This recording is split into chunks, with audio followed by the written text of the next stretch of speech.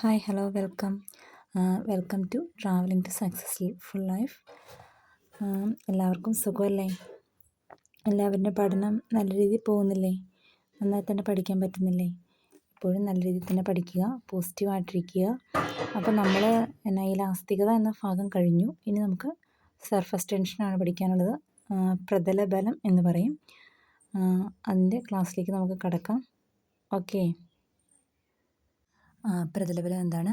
ഉപരിതല പിരിമുറുക്കം എന്നത് അല്ലെങ്കിൽ പ്രതലബലം എന്നത് ദ്രാവക പ്രതലങ്ങളുടെ ഏറ്റവും കുറഞ്ഞ ഉപരിതല വിസ്തൃതിയിലേക്ക് ചുരുങ്ങാനുള്ള പ്രവണതയാണ്. പ്രതലബലം എന്നാണ് വിശദമായിട്ട് ഒന്നുകൂടി പറയുകയാണ്.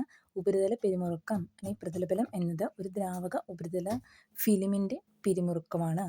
ഇത് ഉപരിതല പാളിയിലെ കണങ്ങളെ ദ്രാവകത്തിൻ്റെ ഭൂരിഭാഗവും ആകർഷിക്കുന്നത് മൂലമുണ്ടാകുന്ന പിരിമുറുക്കമാണ്. ഇത് ഉപരിതല വിസ്തീർണം എന്ത് ചെയ്യുന്നു? കുറയ്ക്കുന്നു.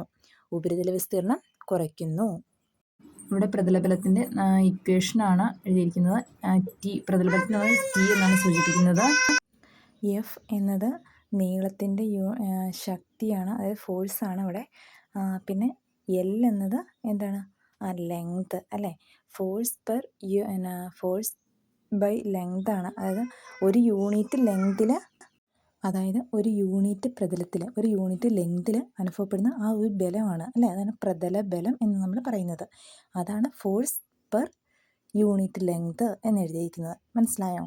പിന്നെ അതിൻ്റെ ഡയമെൻഷണൽ ഫോമിലാണ് എഴുതിയിരിക്കുന്നത് m(t⁻⁻2) എന്നത്. ഓക്കെ.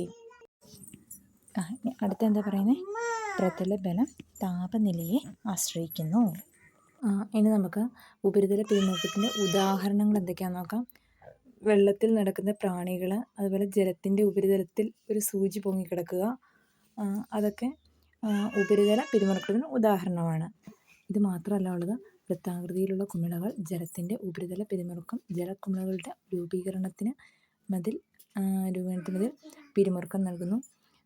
രൂപീകരണത്തിന് മേൽ പിരിമുറുക്കം നൽകുന്നു. ഈ പ്രതിഭാസം ദ്രാവകത്തുള്ളിയുടെ രൂപീകരണത്തിന് കാരണമാകുന്നു. Okay, then thank you. അപ്പോൾ എല്ലാവരും നന്നായി തന്നെ പഠിക്കുക. ഇനി നമുക്ക് അടുത്ത ക്ലാസ്സിൽ കാപ്പിലാരിറ്റി പഠിക്കാം.